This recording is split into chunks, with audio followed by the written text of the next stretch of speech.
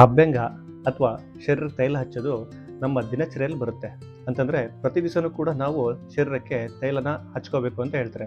ಇದಕ್ಕೆ ಪೂರಕವಾಗಿ ಅಷ್ಟಾಂಗ ಸಂಗ್ರಹ ಸೂತ್ರ ಸ್ಥಾನದಲ್ಲಿ ಅಭ್ಯಂಗಂ ಆಚರಣೆ ನಿತ್ಯಂ ಅಂತ ಹೇಳ್ತಾರೆ. ಅಂತಂದ್ರೆ ಪ್ರತಿ ದಿವಸನೂ ಕೂಡ ತೈಲ ಶರೀರಕ್ಕೆ ಹಚ್ಕೊಳ್ಳೋಂತ ಆಚರಣೆ ಮಾಡಬೇಕು ಅಂತ.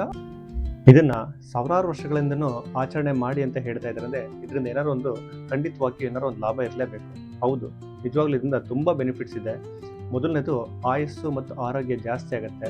ಕೆಲಸ ಮಾಡಿ ಆಯಾಸ ಆದಂಥ ಸಂದರ್ಭದಲ್ಲಿ ಇದನ್ನ ಅಪ್ಲೈ ಮಾಡೋದ್ರಿಂದ ಅಥವಾ ಇದನ್ನ ಆಚರಣೆ ಮಾಡೋದ್ರಿಂದ ಆ ಶ್ರಮ ಅನ್ನೋದು ಹೊರಟೋಗುತ್ತೆ. ಇಂಪಾರ್ಟೆಂಟ್ ಆಗಿ ಸ್ಕಿನ್ದು ಕಾಂತಿ, ಸೌಂದರ್ಯ ಮತ್ತು ಆರೋಗ್ಯ ತುಂಬ ಹೆಚ್ಚುತ್ತೆ. ಮೂಳೆಗಳಿಗೆ, ಮಾಂಸಗಳಿಗೆ ಮತ್ತು ನರಗಳಿಗೆ ಇದು ಪುಷ್ಟಿ ಕೊಡುತ್ತೆ. ಮತ್ತು ಸ್ಟ್ರೆಸ್ ಅನ್ನೋದು ಕೂಡ ಏನಿದೆ ಇದನ್ನ ಆಚರಣೆ ಮಾಡೋದ್ರಿಂದ ಕಡಿಮೆ ಆಗುತ್ತೆ.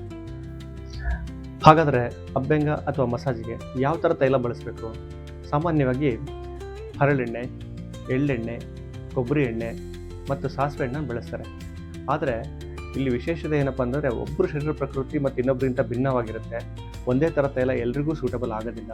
ಹಾಗಾಗಿ ನೀವು ಯಾವ ಥರದ ಸೂಟಬಲ್ ಆಗಿರೋಂಥ ನಿಮ್ಮ ಪ್ರಕೃತಿಗೆ ಸರಿಯಾಗಿರೋಂಥ ತೈಲ ಬಳಸಬೇಕಂತಂದರೆ ಯಾರು ಒಬ್ಬರು ಪ್ರೊಫೆಷನಲ್ ಆಯುರ್ವೇದ ಡಾಕ್ಟರ್ಸ್ನ ಕನ್ಸಲ್ಟ್ ಮಾಡಿದ್ರೆ ಅವ್ರು ಖಂಡಿತವಾಗಿ ನಿಮಗೆ ಅದರ ಬಗ್ಗೆ ಸಂಪೂರ್ಣ ಮಾಹಿತಿ ಕೊಡ್ತಾರೆ.